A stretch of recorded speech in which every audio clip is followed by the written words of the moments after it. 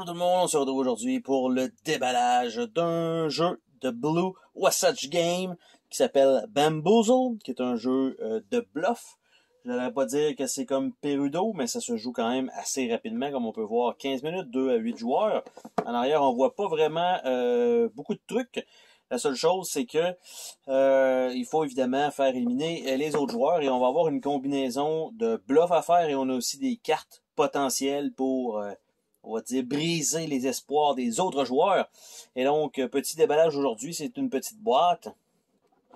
Et on ouvre ça, en fait, faut dire que j'ai les deux autres jeux précédents de cette compagnie-là, dont Clash of Cards, qui a quand même été un hit ici, et l'autre qui était Rank, qui était un peu une copie, ben pas une copie, mais c'est plutôt une évolution du jeu, pour ceux qui connaissent le jeu, juste le trou de cul, c'est comme ça que ça s'appelle ici au Québec. Bref, c'est une évolution un peu de ça avec le président, vice-président, c'est d'autres noms drôles, mais il y a une autre petite twist supplémentaire ajoutée par-dessus, et ça avait quand même été bien aussi.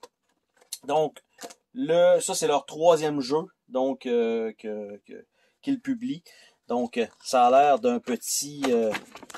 une feuille pliée en 4 ici pour ce qui est des règlements. Donc, assez simple. On brasse les dés, on a une valeur. Après ça, on dit une valeur. Donc, souvent, c'est la valeur initiale. Ça, on peut mentir, oui, là, mais après ça, on passe à l'autre joueur. Et l'autre joueur doit rouler aussi les dés et doit annoncer une valeur plus haute que, que le joueur précédent. Mais tu as le droit de mentir. Donc, c'est là où ça rentre un peu en jeu, un peu à la Perudo.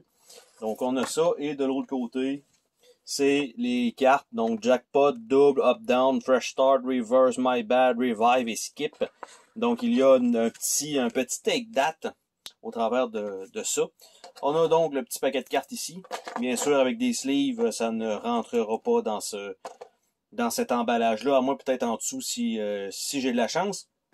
On a les 2 dés qui sont pas, sont pas blancs, mais ils ont comme un petit effet poudré, dur à dire, mais bonne facture. Donc ça c'est une bonne chose pour ça. On a un petit gobelet qui est, j'allais dire craqué, mais non, c'est juste un poil de chien, voilà. Donc qui n'était pas fourni dans la boîte, qui était sur moi malheureusement. Et c'est un petit gobelet très rigide. Donc, évidemment, c'est pour 2D, donc on n'a pas besoin d'avoir plus gros que ça. Donc, ça, c'est parfait. Une petite retaille de plastique ici, on va enlever ça de là. Et pour ceux qui se demandent, c'est pas une maladie de peau, c'est un coup de soleil qui est en train de plomber. Donc, ça ici, on a les cartes aussi. Et en dessous du tray, je pense pas qu'on ait une surprise, genre un 500$ de cachet. Et pas du tout.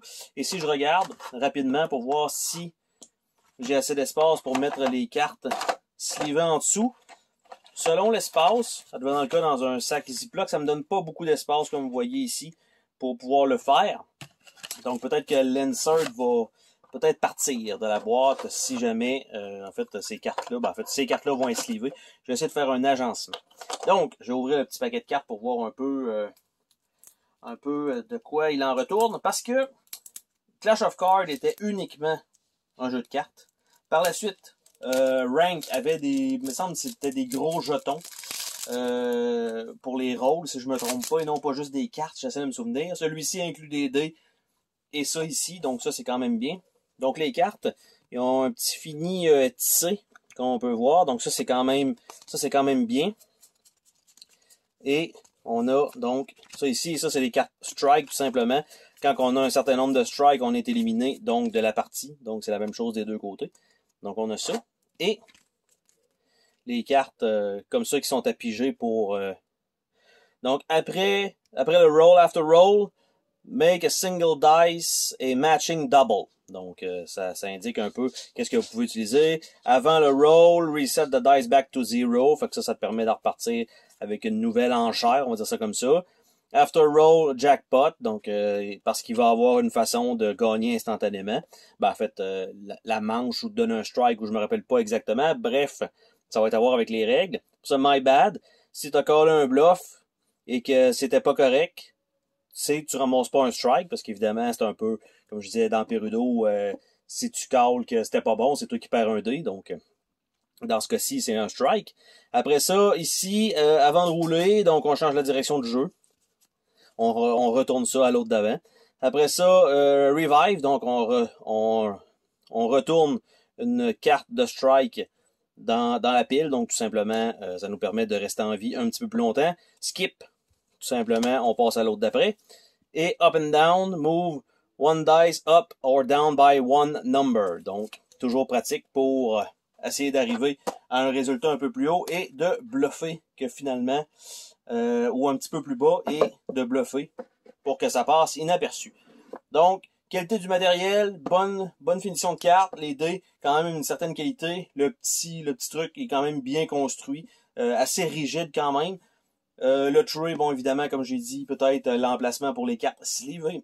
Et la boîte, elle, on a un emplacement ici pour pouvoir soulever, ce qui est quand même bien. Et la rigidité de la boîte, très bien. Donc, pour un troisième jeu d'une compagnie, franchement, qui n'ont pas passé par Kickstarter pour celui-là, franchement, c'est de très bonne facture. Sur ce, on se dit à la prochaine pour une autre vidéo. Salut tout le monde!